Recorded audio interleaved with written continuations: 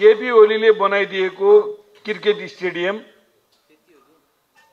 सामाजिक सञ्जालमा आफूलाई हिरोको रूपमा प्रस्तुत गर्ने कुलमान घिसिङले हिजो जुङ्गा मुसार्दै उद्घाटन गर्नुभयो। कीर्तिपुर क्रिकेट रङ्गशालामा पहिलो चरण अर्थात् निर्माण सम्पन्न ब्याभेलियम र फ्लड राइडको औपचारिक हस्तान्तरण तथा उद्घाटन गर्न मन्त्री कुलमान घिसिङले गरेपछि सामाजिक सञ्जालमा राजनीतिक प्रतिक्रियाहरू चर्किएका छन्। कार्यक्रम मार्फत रङ्गशालाको उज्यालो सुचारू भएको दिनलाई नेपाली खेलकुदका लागि ऐतिहासिक भन्दै मन्त्री घिसिङले सार्वजनिक रूपमा शुभकामना व्यक्त गरेका थिए। तर त्यसपछि एमाले नेता महेश बस्नेतले सामाजिक सञ्जाल मार्फत घिसिङको आलोचना गरेका छन्। उनले कीर्तिपुर रङ्गशाला निर्माणको पहल र आधार पूर्व प्रधानमन्त्री केपी शर्मा ओलीको कार्यकालमै भएको दावी गर्दै अहिलेको उद्घाटनलाई पुरानो कामलाई आफ्नो उपलब्धि बनाउने प्रयास जस्तो देखिएको उल्लेख गरेका छन्। बस्नेतका अनुसार ओलीले अघि बढाएको योजनाले अहिलेका मन्त्रीले नयाँ काम चाहिँ प्रस्तुत गर्नु भ्रामक हो र जनतामा सत्य तथ्य प्रष्ट पारिनु आवश्यक छ भनेका छन्। यता ऊर्जा मन्त्री कुलमान घिसिङले भने रङ्गशालाको उज्यालो सँगै देशको खेलकुद संरचना